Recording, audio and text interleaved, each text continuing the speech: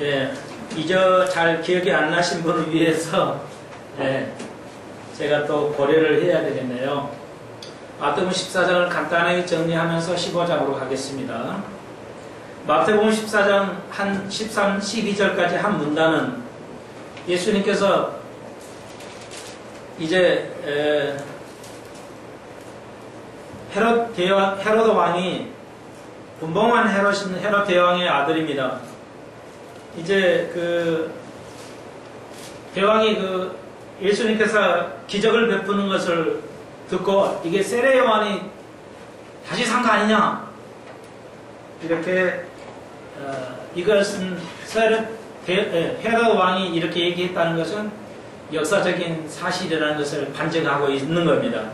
이런 예수님께서 실제 이런 역사를 하셨다는 것을 왕이 말하고 있다는 것은 분명하게 하나의 사실, 역사 사실이라는 걸 알 수 있습니다. 그래서 이제 그 내용은 아시니까 세례 요한의 죽음을 통해서 다시 한번 세례 요한은 예수님보다 6개월 먼저 태어나신 이종 사촌간입니다. 그 어머니가 마리아 어머니가 이제 그 세례 요한의 어머니하고 자매예요. 그렇기 때문에 이모의 형제가 되겠습니다. 그래서 이종 사촌이 세례 요한이니까 그리고 성경을 쓴 요한 사도 요한은 예수님의 제자가 되겠습니다. 헷갈리지 않도록 하시고요. 자, 그래서 이제 세례 요한이 죽게 된 기록을 하고 있습니다. 그것은 전 시간에 말씀드렸듯이 세례 요한의 죽음을 통해서 예수 그리스도의 죽음을 예표하는 것이기 때문에 마태가 이렇게 다시 말해서 예언은 어떤 것을 미리 지적하는 것이 예언이 아닙니다. 다시 한번 제가 우리 한국교회의 98%의 기독교에 관한 지식을 바꿔야 된다고 제가 늘 귀에 쓰는 말씀을 드리는데 이런 것 중에 하나예요. 여러분 귀에 잠깐 흘러버릴 수도 있지만 그 중에 하나가 예언은 미래 될 일을 맞추는 것이다. 그걸 예언이라고 생각하는데 성경은 그렇게 얘기하지 않습니다. 그 무엇이 예언인가? 예언은 패턴이에요. 미래에 될 일을 미리 말하는 것이 아니고 하나의 패턴이라는 것입니다. 다시 말해서 이런 형태가 다음에도 일어날 수 있다는 것이에요.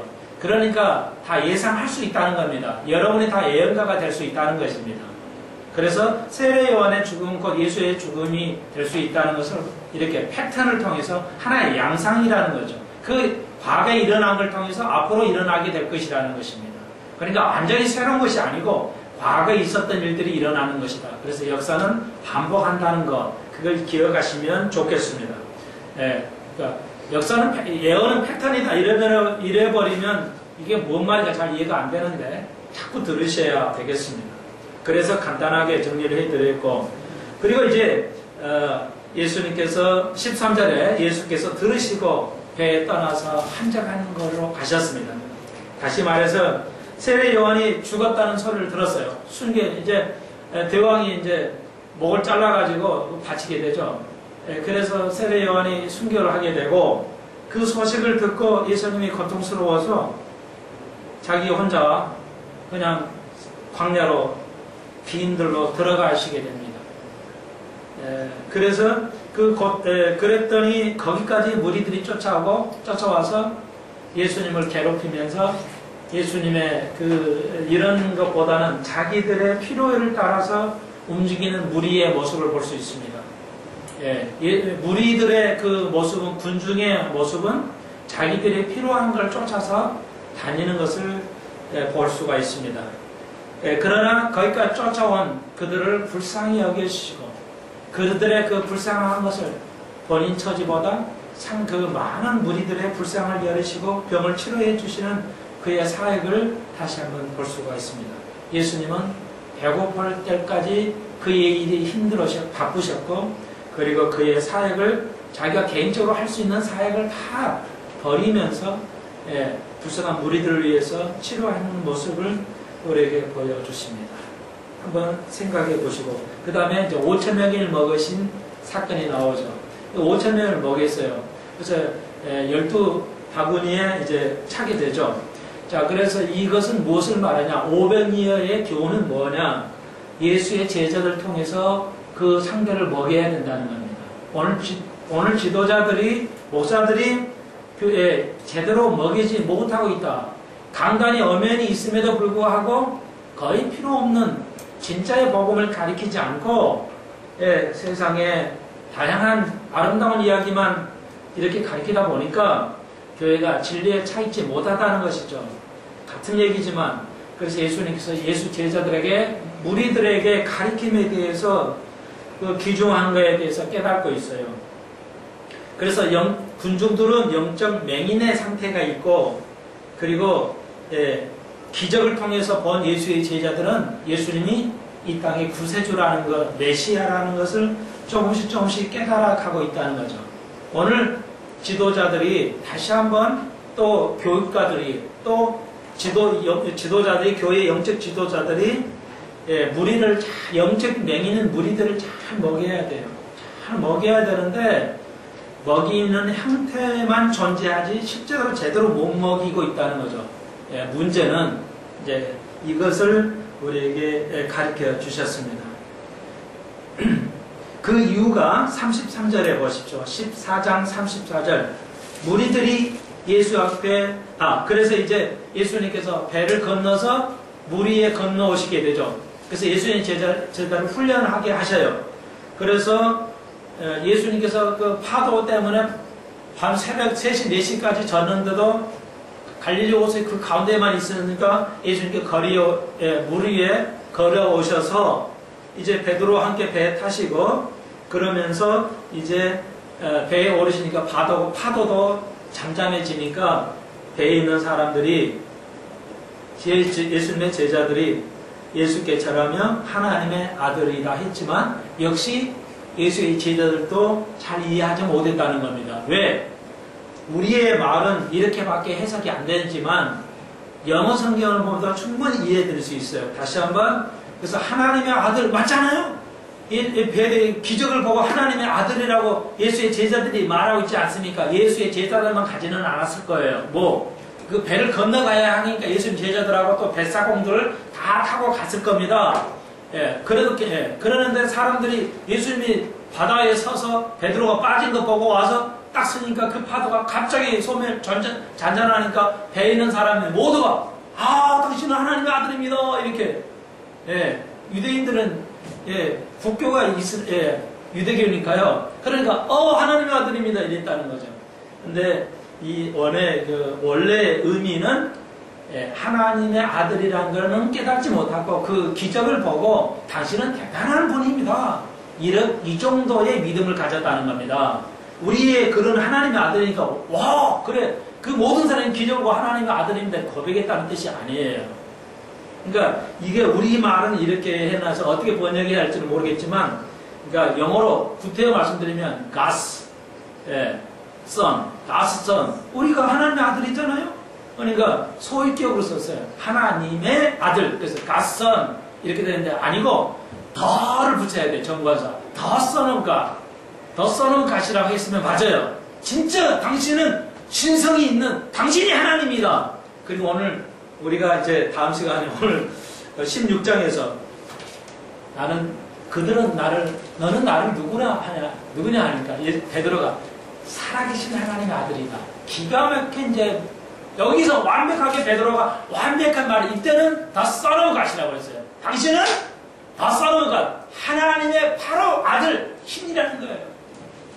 그러니까 베드로는 그 고백을 한 거고 여기에 제자들과 아직 이 상태의 사람들은 기적을 봤기 때문에 기적을 보고는 하나님의 완벽을 모른다는 겁니다. 외부를 보는 걸 가지고는 기독교는 보이지 않는 종교예요. 보이는 종교가 아닙니다. 그런데 오늘날 많은 사람들이 보이는 종교로 건물을 화려하게 만들고 사람 많이 모이고 뭔가 재밌어지고 지식이 있으면 마치 기독교에 있는 것처럼 보이는 종교로 전략이 되어버렸다는 거예요. 기독교는 보이지 않는 존재입니다. 기적을 행했지만 아직은 사람하고 좀 다른 뭐가 있구나. 능력이 있구나. 이 정도의 표현으로서 하나님의 아들이라 이렇게 표시를 했다는 거죠. 이렇게 전 시간에 우리가 배웠습니다. 기억이 나실 겁니다. 아마 그래 그 소리 들었다. 그래서 성경을 읽는 것이 굉장히 이렇게 한글 성경을 읽는 것이 성경을 이해하는 데는 좀 어려운 장벽이 많이 있다는 것을 두고 여러분이 계속 질문해 오시면 이렇게 함께 나누도록 하겠습니다. 자, 오늘 봉독한 마태복음 15장입니다. 자, 이제 그래서 연결이 되어 있어요. 여기 성경의 15장 이 장수나 절수는 또 성경의 제목 마태복음, 누가복음 이런 것은 제목은 이 세 가지는 연관되어 있지 않습니다. 후대 사람이 찾기 쉽게 해서 쓴 것이지 연관되어 있지 않아요. 참고하시고. 그래서 그때에 15장 1절 보십시오. 그때에 그러니까 뭐예요? 기적을 베풀고 엄청난 일을 한 것 그 순간에 그리고 그걸 보고 바로 그 시점에서 바리새인과 서기관들이 예수님께 예수로부터 예수께 나와가지고 오늘 봉독한 대로 물은 이제 전기를 해 나갑니다. 자, 그러니까 앞에 문장이 연결되어 있어요. 그러니까 바리새인과 서기관들이 그 기적을 베푼 것을 보고 알아듣고 소문을 듣고 달려가가지고 예수님에게 또 질문을 하는 겁니다. 자, 그걸 이해하시게 그런 문장이 연결이 되죠. 자, 여러분이 이해를 돕기 위해서 오늘 봉독한 것과 오늘 문단 20절까지 한 문단에서 자, 보시면 이건 내용이 오늘 제목처럼 자, 15장의 무대에서는 첫 번째 이제 바리새인들의 이제 서기관과 바리새인과 서기관들의 무대가 있어요. 사람이 나오고 그 다음에 21절에서 가나안 여인, 이방 여인이에요. 가나안에 사는 이방 여인이에요. 얘기가 나옵니다. 그리고 이제 오늘 우리가 14장에서 나왔던 5,000명을 먹이셨는데 이번에는 4,000명을 먹이세요. 다른 사건이에요. 다른 사건이 그래서 7강주리를 남기시는 이야기가 똑같이 나옵니다. 14장에서나 15장은 패턴이 어떤 면에서는 같아요. 그러니까 이걸 참고하시고 그러면은 자, 그 세 가지 무대죠. 바리새인 서기관 그리고 가나안 여인 그리고 예수님의 제자들이 이제 떡을 먹이는 거 이 세 가지가 이제 큰 사건이 오늘 15장 이야기입니다. 요걸 이제 우리가 배울 건데요. 자, 그러면은 오늘 제목처럼 믿음은 세상의 문화를 이긴다는 것이죠. 이게 이제 15장에 여기에서 나오는 건데요. 이런 일이 있어요. 그러니까 바리새인이 와서 예수님에게 물어요. 왜? 속에는 그러니까 악한 의도를 가지고 예수님을 무너뜨리기 위해서 바리새인들은 악한 걸 가지고 이제 좋게 질문하는 거예요. 악한 걸 가지고 속에 차가지고 좋은 걸 질문해요.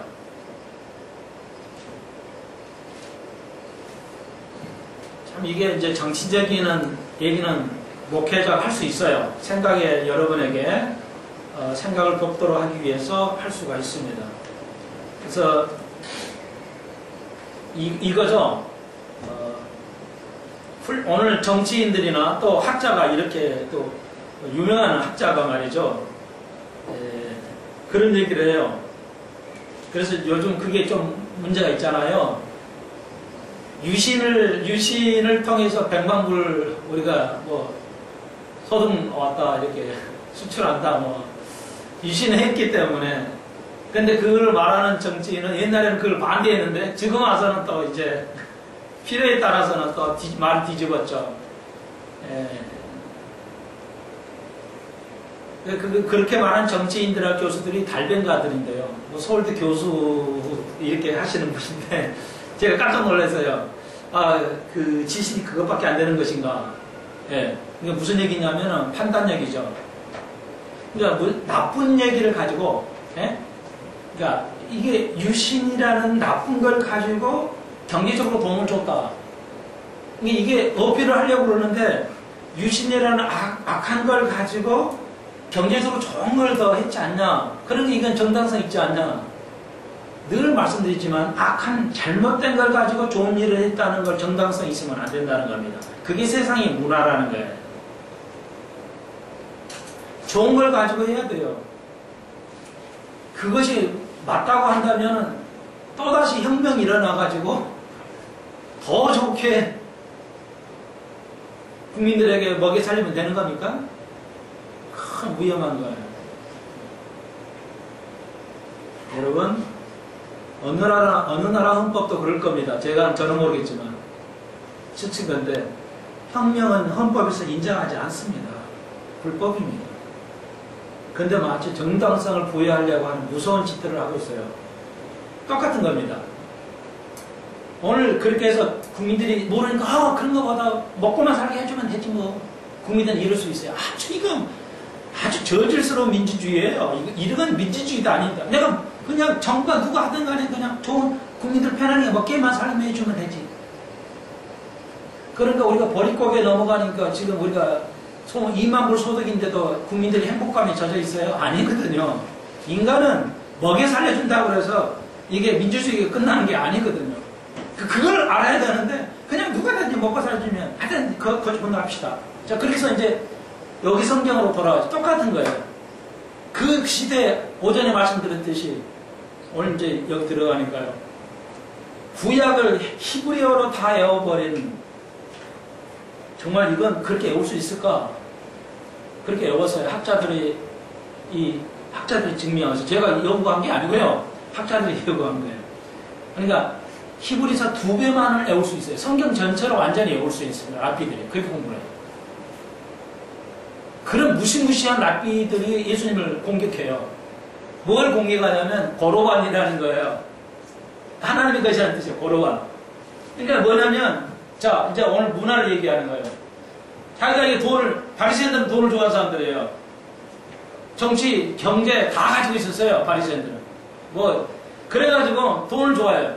그러니까 이제 부모님을 위해서 이렇게 좀 부모님에게 드릴 목이 있잖아요. 부모님을 드려야 돼요. 그만큼 배운 사람들이면. 또 부모님을 섬겨야 되는데 이상하게 현실이 그걸 안 하죠. 현실은 가정학과 나온 사람이 될 효도가 없어요. 가정학과 대학에 가정학과를 나오면 훨씬 효도자가 거기 더 나와야 되는데 없다는 거예요. 딜레마죠. 그러니까 민주주의 교육이 잘못됐다는 것이죠. 저는 그건 나중에 한번 또 설명해 보도록 하겠습니다. 예, 배울수록 효자가 안 나온다는 딜레마예요. 그 효도는 아주 못 배우고 가난한 사람들이 효도하지 똑똑한 효도가 잘 안 되더라는 거죠. 우리가 알고 있어요. 그러니까 바리새인들이 똑똑하고 돈 많아요. 이렇게 어마어마한 사람들인데 부모한테 할 것을 돈이 아까우니까 거루반이라 해버린 거예요. 그러면 이거 뭐냐면 거루반이라고 그렇게 선언해버리면 무엇을 하든지 간에 일단 하나님께 바친다는 거예요. 그것보다는 하나님 바치는 게 제일 우선하는 거예요. 그 개념이 있었어요. 그 문화 속에. 그러니까 남 죽이기 싫으면 부모한테 드리기 싫으니까 거루반 잃어버리면 그렇게 선언하고 이건 내가 쓰는 거예요. 그러면 부모도 말을 못해요. 하나님이 쓰겠다는데 말을 못하는 거예요. 그러니까 그걸 이용해 먹는 거예요. 그러니까 예수님께서 말씀하신 거예요. 그러니까 왜 이걸 이렇게 꺼낸 거예요. 그러니까 꺼내기 전에 이제 바리새인들이 와서 당신의 제자들은 왜 음식을 먹을 때 손을 안 씻죠? 문화를 얘기하는 거예요. 문화를 가지고 공격했어요. 14장에서 뭐예요? 하나님의 예수님의 권능을 가지고 바리새인 공격했죠. 이제는 문화를 가지고 공격해요. 당신의 제자는 왜 손을 안 씻냐? 손을 씻어야지. 이거 관습이잖아요, 예수님. 이거 잘못된 거 아니에요? 그러니까 관습을 전통을 하나의 성경 위에 놓는 겁니다. 문화를 성경 위에 놓고 지금 얘기하는 거예요. 자, 그랬더니 여러분 문화를 잘 이해하셔야 돼요. 손을 씻는 게 좋지만 안 씻는다고 죄입니까? 그건 아니잖아요. 그러니까 유대인들은 손을 꼭 씻어요. 그것이 성경의 모세법에 있는 게 아니고 우리가 경제적으로 이게 좋으니까 건강상에 좋아서 씻는 관습이 생겼어요. 그러지 성경에서 이거 지금 안 씻으면 죄다 이렇게 말한 적이 없어요. 그런데 자기들이 만들어 놓고 바리새인들은 대략 예수님 오시기 전에 300년 전 사람들이에요. 200년, 300년 전 사람들이란 말이에요. 그래서 그런 100년, 200년의 전통을 딱 만들어 놓고 예수님 제자 당신은 밥 먹을 때 안 하니까 이거 잘못 아니야, 죄 아니야 이렇게 공격을 해온 거예요. 트집을 잡아서 그들이 지식이 있으니까 공격을 한 거예요. 그러니까 예수님께서 그래 반대 질문을 하는 거죠. 예수님께 대받아서 질문하시는 거예요. 너희들이 말이야 거루반을 해놓고 말이야 당신들 부모한테 할 거 안 하고 다 당신들이 거룩한 선언해가지고 먹는 건 어떠냐? 이렇게 말하는 거죠. 그래서 네가 나한테 질문해 이건데 내가 네한테 반대 질문해 보겠어. 이거는 어떠냐 말이야. 너희들은 말은 그렇게 하니까 말은 그렇게 하면서 속은 뭐야? 다르다는 거죠. 외식한다는 거예요. 외식하는 자를 들으라고 그랬어요. 예수님께서 그냥 써 붙여버리셨어요. 외식하는 자, 나는 너 속을 알아. 돈을 좋아하니까 부모한테 마땅히 해 돈을 핑계를 대가지고 네가 거룩한 해가지고 네가 쓰잖아? 어떤 게 더 악하냐는 거예요. 이렇게 지금 예수님께서 얘기하시는 게 오늘. 다시 한번 우리 교회들이 깨달아야 돼요. 믿음은 세상의 문화, 잘못된 문화를 이겨야 됩니다. 초월하지 않는 건 믿음 아니에요. 교회만 다니는 거, 교회 구원도 아무 관계도 없지만 축복과도 관계도 없어요. 그러니까 옆에서도 어때요? 찬송 부르면 오늘 뜨겁게 부르더라고요. 저 사람들은 한번 불러보면 계속 같은 거 지루하지도 않는 거야. 우리는 1절 부르면 하고 지루해 이래 벌써. 2절 오면 그냥 지루해야 하는데 옆에 있는 그 독립교회는 뭐예요? 그 찬송을 불러서 계속 부르네 그냥 5분 10분을 좀 늦게 보세요. 늦게 봐요. 찬송에 그렇게 찬송 불렀으니까 입술에 열매를 맺고 찬송 이게 예배가 되는 거예요? 아니죠. 아니라는 거예요. 왜? 우리가 오전에 우리가 배웠죠. 아브라함의 이삭을 바치는 건 뭐예요? 아브라함이 이삭을 데리고 모리아 산도로 가면서 뭐라고 했어요? 내가 경배하고 오마. 우리가 경배하러 갔다 오겠다고 그러셨어요. 거기가 첫 언급이라고 그랬죠. 성경에. 첫 언급은 일괄성 있게 가야 된다. 첫 언급이 가장 첫 번째 가장 귀중한 결정의 그러니까 경배, 예배의 참 의미가 뭐야? 찬송하고 예배 드리는 게 아니에요. 교회 출석하고 찬송하고 기도하는 게 예배 아니에요. 예배의 결정은 찬송, 그거 없었어요. 기도도 없고 찬송도 없어요. 경배라는 그 단어가 처음 시작할 때가 첫 언급이 일괄성이라고 그랬죠. 해석할 때. 뭐 하러 갔어요? 노래 부르러 기도하러 간 게 아니에요. 설교 들으러 간 게 아니에요. 뭐 하러 갔어요? 이삭을 죽이러 간 거예요. 그게 경배예요. 이삭을 죽이러 간다는 걸 아브라함이 뭐야? 경배하러 가겠다 그랬어요. 그게 경배. 자, 찬송하고 그것이 경배가 아니라 참 열린 경배는 뭐예요? 우리 예배를 통해서 우리가 죽는 거예요. 우리가 영적으로 죽어야 돼요. 우리의 몸을 육을 산제사로 영적으로 죽여서 드리는 거예요. 그게 예배예요. 그게 없는 찬송은 무슨 의미가 있어요? 아무 의미가 없어요. 그게 예배 아니라는 거예요. 그런 자들이 찬송하고 예배하고 설교를 하는 거지. 나를 죽이고 나를 희생하는 그 제물을 드리는 사람이 찬송으로 드러나는 거지. 찬송 자체가 예배가 아니라는 거예요. 기도 자체가 예배 아니라는 거예요. 왜? 성경 첫 언급에 일괄성을 유지해야 되기 때문에.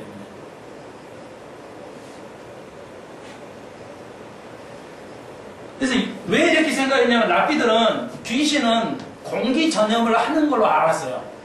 2000년 전에 랍비들은 귀신이 우리에게 들어올 수가 있는데 어쩔 때 들어오냐? 귀신은 공기를 전염시킨다. 공기를 통해서 전염된 줄 알았어요. 그러니까 더럽게 이렇게 씻고 자면은 아침에 먹을 때 귀신이 딱 몸으로 들어온다고 가르쳤어요. 그렇게 생각을 했어요. 그러니까 그들은 그런 미신을 믿고 주장하게 공개. 그러니까 예수님께서는 외식하는 자예요. 이게 아니라는 거죠. 그게 아니라 너희는 그거 잘못했다. 겉과 속이 다르게 믿음 살아가는 거죠. 그게 진짜냐 이게.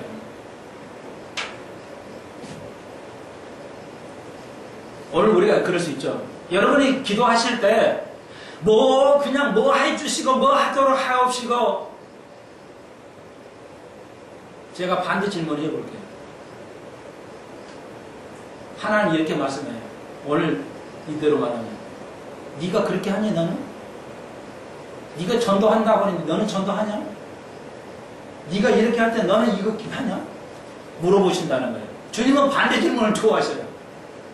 나는 모든 걸 주님을 위해서 그냥 오늘 뭘 하겠습니다. 뭘 합니다. 뭐 해주게 해주시고 깨닫게 해주시고 그걸 알게 해주시고 뭐 하게 하시고 너는 그렇게 하니?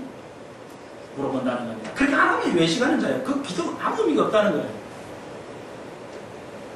그런 찬송, 그런 기도 아무 의미가 없다는 거예요. 그것이 자체가 예배가 아니기 때문에 그렇습니다. 무섭죠? 그랬더니 뭐래? 예수님 제자라고 12절에 걸림돌이 되는데요. 예수님 당신이 너무 그냥 아찔하게 말씀을 해가지고 바리새인들이 지금 열받았어요. 이 말이에요. 그랬더니 뭐라 그래? 심은 것마다 다 천부께서 심지 않은 것들을 뽑힐 것이다. 하나님이 심는 것만 심어지지 그거 아닌 것. 저들이 가르치는 중에 잘못된 거 있다는 거예요. 그건 뽑힌다는 거죠. 심판하겠다는 겁니다. 잘못 가르친 거. 잘못 배운 거에 대해서. 아, 이거 예수님도 거의 타협 안 한다는 거죠. 내 소리에 자기들이 듣기가 싫었겠지만 나는 하겠다는 겁니다. 하나님께서 심을 거 있고 뽑을 거 있다는 거죠. 하여튼 예수님이 거기에 절대 타협을 안 해요.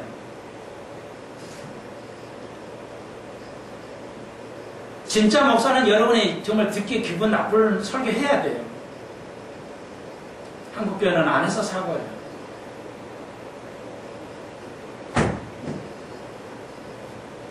할 수도 없죠. 그럴 힘도 없고요. 심은 대로 거두기 때문에 뽑혀가고 있죠. 교회가 얼마나 난리나고 수천 명이 이단으로 가고 이런 일들이 지금 벌어지고 있어요. 가슴을 쳐야 돼요. 무슨 기도를 해야 할지 여러분이 한번 생각해 보십시오.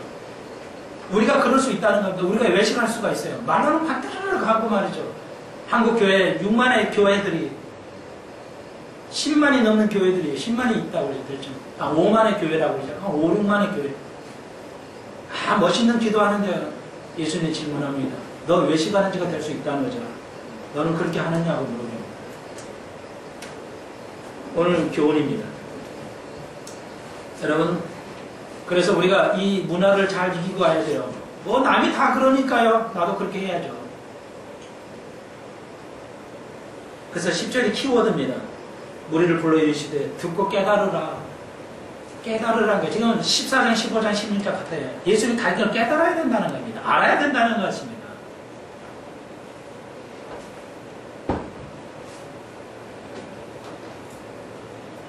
그래서 14절에 그냥 두어라. 저희는 소경이 되어 소경을 인도하는 자다. 예수님께서 친히 언급해서 바리새인들은 똑똑하고 배운 사람들이지만 소경이라는 거죠. 그 소경이 인도하면 어떻게 되냐? 다 구렁텅이 빠져 다 죽는다는 거죠.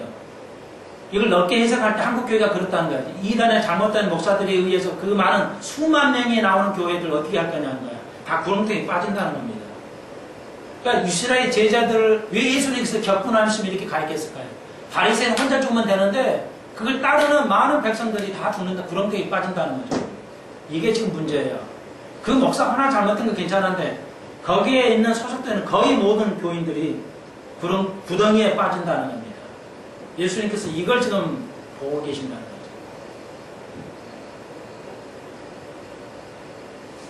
부모가 잘못하면 자녀가 다 그 자녀가 유전자리 잘못되면 온 백성이 잘못대로 흘러가고 교회 목사가 잘못되니까요. 어느 세상에 참 교인들이 수천 명이 몇천 명이 이단의 교회로 가는 역사가 어디가 있었어요? 한두 명이란 지도자들이 나올 수는 있지만 수천 명이 수만 명이 이단 교회로 갈 수 있는 것은 한국밖에 없어요. 너무 듣고 깨달음이 없다는 거죠. 그랬더니 베드로가 이거 설명이 어렵습니다. 이 비유를 좀 설명해 주십시오. 입으로 들어가는 게 더러운 게 아니라 입에서 나온 게 더럽다는 거죠. 그러니까 바리새인들의 입은 더럽다는 거죠. 네, 왜 더럽냐? 바리새 입에 나오는 말이 더러운 게 아니라 그 속이 더럽다는 거죠. 그 속이 더러우니까 더 조심해야 된다는 거죠. 그러니까 우리는 말 잘해요. 멋있게 잘해요. 정치인들 얼마나 말 잘해요. 속이 다르다는 거죠. 그래서 예수님께서 16절에 아직도 깨닫지 못하느냐? 아직도 깨달음이 없느냐?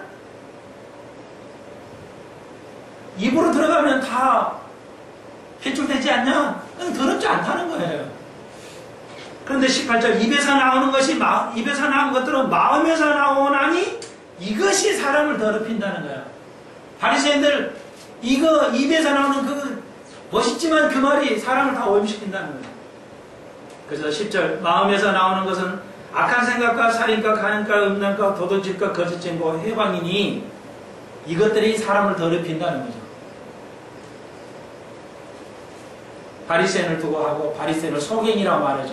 그래서 우리 교회가 늘 깨달아야 된다는 거죠. 듣긴 소리도 들어야 되고 아름다운 소리도 들어야 되고 그게 진짜 설교라는 것이고 그것이 저항감을 불러일으키지만 예수님께서는 타협하지 아니하고 진리로 나아갑니다. 그리고 끊임없이 제자들이 물어보고 깨달아가는 것을 모습을 볼 수가 있습니다. 여러분 한두 가지만 더 적용해 드릴게요. 오늘 이상하게 요즘 들어서 성폭행 얘기가 언론에 많이 비치고 있어요. 근데 이건 이 정도는 계속 있던 일이에요. 내가 개인적으로 판단할 때는. 이런 성폭행이 계속 있어요. 요즘에 다 그냥 난리친 게 아니고 해마다 있는 거예요. 얘가 볼 때는. 그런데 이상하게 지금 부각이 되면서 국민들의 초점이 이게 좀 이상한 데로 가지 않느냐 이런 제가 마음을 가지고 있어요. 그 정도만 하겠어요. 그런데 제가 왜 이걸 말씀을 꺼내냐면 간음하고 음란을 보십시오. 이게 마음에서 나온다는 거예요. 성폭행이나 이게 뭐 제도가 잘못되고 뭐 이런 거 아니라는 겁니다. 뭐 고칠 수 있는 거 고쳐야 되겠죠.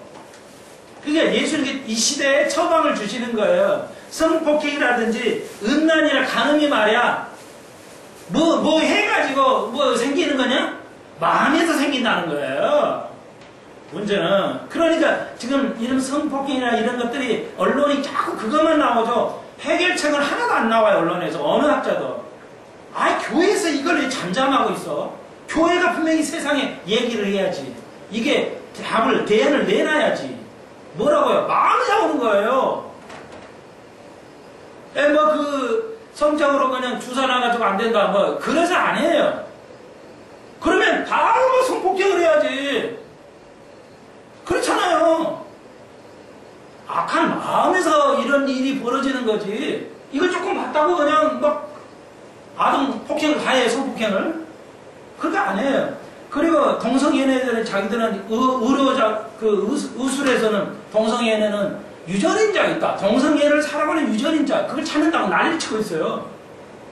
아니, 이렇게 웃긴 일이 또 없을까? 여러분, 그럼 우리 안에 다 동성애를 살아가는 유전인자 왜 우리는 사랑 안 한 거예요? 왜 우리는 사랑 안 하냐고. 논리 안 맞는 논리예요. 그럼 인간이 다 동성애의 사랑을 느껴봐야지. 여러분, 동성애의 사랑을 느껴봐요?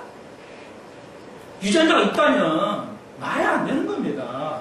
뭐로 와요? 악한 마음에서 일어난다는 거예요. 우리의 모든 문화의 그 생각은 악한 마음에서 일어나요. 그래서 알죠? 사람이 나에게 친근감이 없는 거, 얼굴에 표정이 딱 나오잖아요. 쳐다보지도 않고 말하는 거, 이런 거 다 그거예요. 악한 마음에서 오는 거예요. 관심 없다, 싫다 이거예요. 그러니까 센스를 빨리 가지십시오. 얼굴색이 변하거나 쳐다보지 않고 말하는 거, 쳐다보지 않고 웃음을 띠지 않는 거, 목소리 향해서 얼굴 들지 못하는 사람 꼭 문제 있어요. 예를 들자면 부모에게 쳐다보지를 못하고 웃음을 띠지 않고 이웃 간에 말한다. 문제 있어요. 남편이 문제가 있으면 아내가 얼굴을 못 봐요. 또 나쁘게 이용해 먹지는 말고요. 그 마음에서 나타나는 거죠. 마음에서 드러나거든요. 마음에서 드러나요.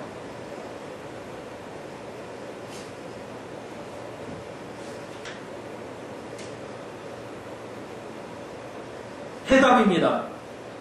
예. 그 어린 아이들의 그 성폭행 같은 것은 성추행 성폭행은 아주 무섭게 다뤄야 됩니다. 이 부모의 한 것은 뭐예요? 부모를 해봐는 반드시 죽이는 겁니다.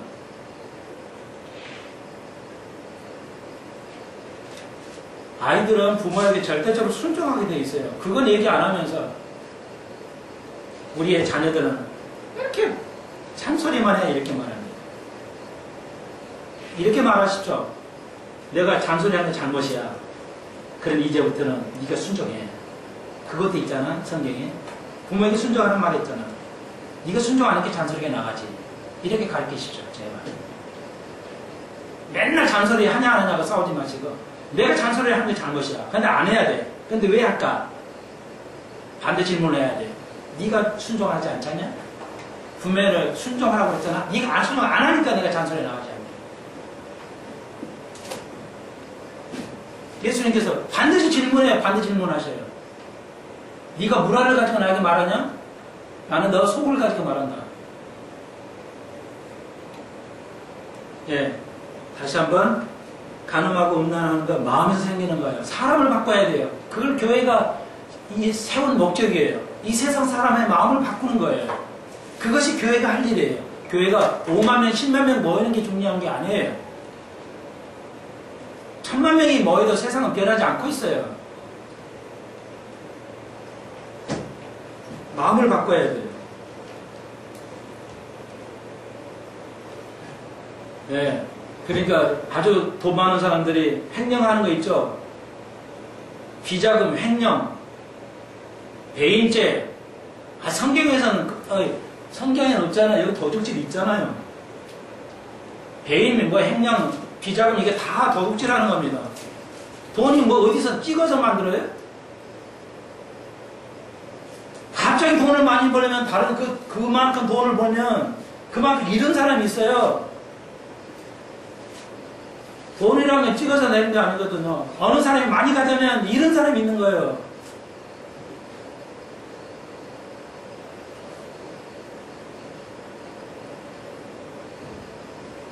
여러분, 다 악한 거 이게 마음에서 오기 때문에 그들은 정당성을 갖추지 못한다는 겁니다. 어쩔 수 없이 그렇게 술 먹어서 그렇게 했다는 거 정당성을 가질 수가 없습니다. 술 먹지 말라고 그랬고 술김에 했다, 보고 일부러 했다, 거짓말이에요. 마음에서 나오는 겁니다. 주님께서 이렇게 말씀하세요. 마음을 지배하는 문화, 그리고 어떤 잘못에 타협하지 않는 것, 주님께서 이야기하고 계십니다. 바리새인을 향해서. 그러면서 21절에 이제 그 귀신 들린 가나안 딸이 부모가 있었는데 가나안 딸이 예수님께서 왔어요. 와서 고쳐달라고 해요. 그랬더니 예수님께서 이스라엘 집 외에는 버린 양 외에는 내가 다른 데로 보내심 받지 않다. 무서운 얘기를 하세요. 예수님이 이스라엘만 잃은 양으로 왔지 이방 사람까지는 내가 일을 하러 오지 않았다는 거 아니에요. 그러니까 이걸 통해서 명확하게 보여요. 예수님이 이스라엘 메시아로 왔다는 거죠. 이건 복음이 아니잖아. 예수님이 다 모든 구원을 해야지 무슨 이스라엘에만 와. 그러니까 예수님의 사역을 교회와 이스라엘 구분이 된다는 걸 알 수 있는데요. 이건 아시니까 정리하면서 이렇게 해요. 그랬더니 이렇게 좀 피하게 말씀하셨더니 여자가 가로되 주여 나를 도우소서. 예. 그랬더니 자녀의 떡을 취하여 걔들에게 던지면 더 심한 말씀이에요. 걔들은 이방인을 의미하거든요. 예, 그래서 자녀의 떡을 내가 이스라엘에 먹을 떡을 양식을 내가 나눠주잖아. 그런데 걔들에게는 안 준다. 내가 복음을 이 가르치는 복음을 세상 사람에게는 안 준다. 이스라엘 이 크리스찬에게만 준다. 이랬더니 가나안 여인이 화나가지고 가버린 게 아니라 뭐라고 그래요? 27절에 그거 주님 당신 하신 말씀 옳습니다. 옳은데 걔들도 주인의 상에서 쓰레기라도 좀 나눠 먹습니다. 걔들은 기가 막히게 하죠. 당신의 말이 틀렸다고 해요. 옳습니다. 가나안 여인이 어떻게 알았을까 이 복음을. 자, 바리새인도 모르는데 이방 가장 가난하고 악한 가나안 여인이 진리를 알고 있다는 거예요. 이게 딜레마예요, 우리들이. 쉽게 말해서 목사들보다 교인이 더 잘한다는 거예요. 교인들보다 세상 사람이 더 잘한다는 거예요. 지식에 대해서. 이거 참 아주 창피할 일이죠. 예? 진리나 현상에 대해서 자녀들이 부모보다 더 잘 알아. 그러니까 부모들이 자녀를 못 가르쳐. 지금 시대는 아주 뒤집어지는 시대라니까. 예? 어떻게 된 거예요? 어떻게 학생이 세상보다 더 잘해 영어를. 웃으면 소리지만 그러니까 안 되지. 지식이 밀리니까 안 돼.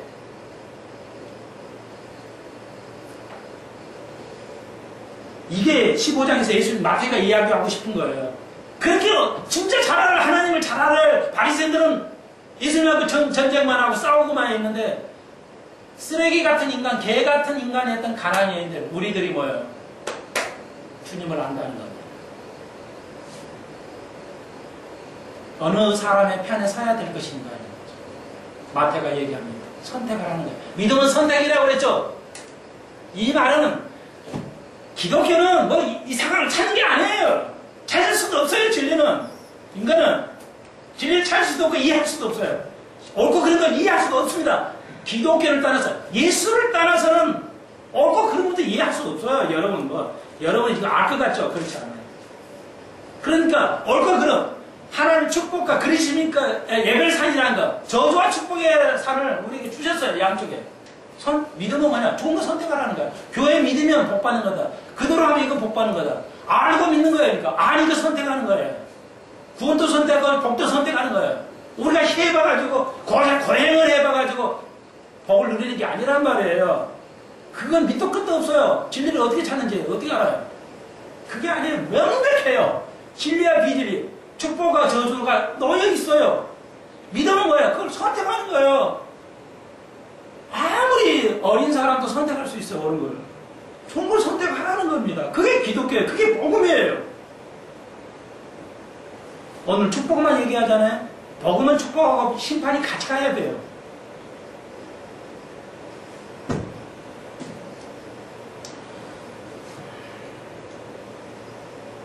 그러므로 여러분, 예배라는 건 뭐예요? 오늘 절하면서 그 가난이 아니라 절하면서 예수님께 우리를 도와주셔서, 다시 말해서 일반적인 문화를 깨야 돼요. 예배는 어쩔 때 역사가 일어나면 그 즉시로 네 믿음 너를 꺼내 그 즉시로 나와버렸어요. 귀신 나와버렸어요. 참 예배는 뭐야? 우리의 잘못된 관습을 깰 때, 예, 우리의 게으른, 우리의 그 근본성, 그 낡은 것, 이걸 뭐야? 예배에 나와서 우리가 드러낼 때, 그걸 인정하고 예수 그리스도 앞에 나올 때, 우리는 우리 속에 있는 귀신이 쫓아날 줄로 믿습니다. 가만히 앉아 있으면 되는 게 아니에요. 예배는 뭐야? 나의 속에 있는 귀신들, 잘못된 것, 예를 들자면, 그런 것들은 뭐야? 예수 앞에 경배하면서 드러낼 때, 인정할 때, 내가 이렇게 변화되기를 원합니다. 바리새인들 속과 겉이 다른 그런 멋있는 사람처럼 보이는 거 말고, 원래가 그렇게 기도했어요. 맨날 여러분이 기도하는 만큼으로 그렇게 하나님을 사는가? 우리는 못 살아요. 그렇게. 주님, 그러나 가나의 여인처럼 아무도 가진 거 없지만 주님 앞에 나아갑니다. 예배로 나를 변화시켜 주옵소서. 예배를 통해서 나를 깨닫게 해 주옵소서. 그게 마태가 우리에게 요구하는 것이겠죠.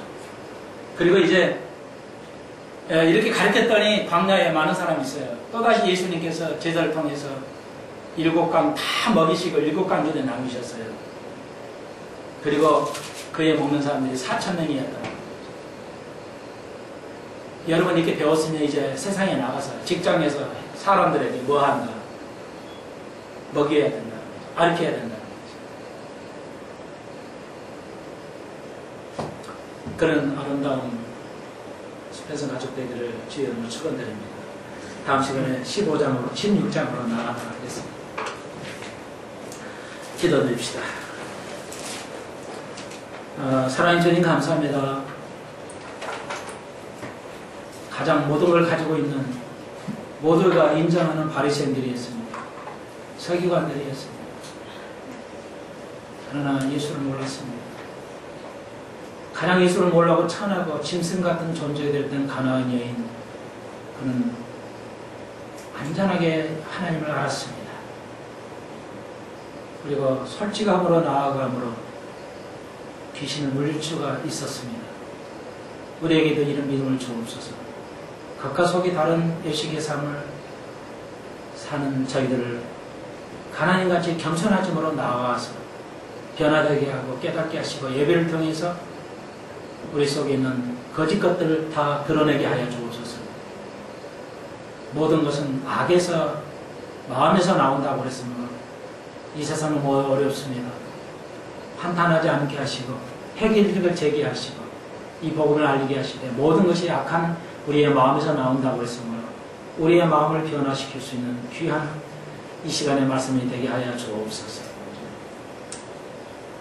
아름다운 단 말씀도 있어야지만 쓴 말씀도 필요하오니 하나님 우리가 이 땅에 살면서 그 세상 문화와 타협하지 않고 계속 싸워가는 저희들 되게 하여 주옵소서. 그런 교회들 되게 하여 주옵소서. 예수님의 이름으로 기도하옵나이다. 아멘.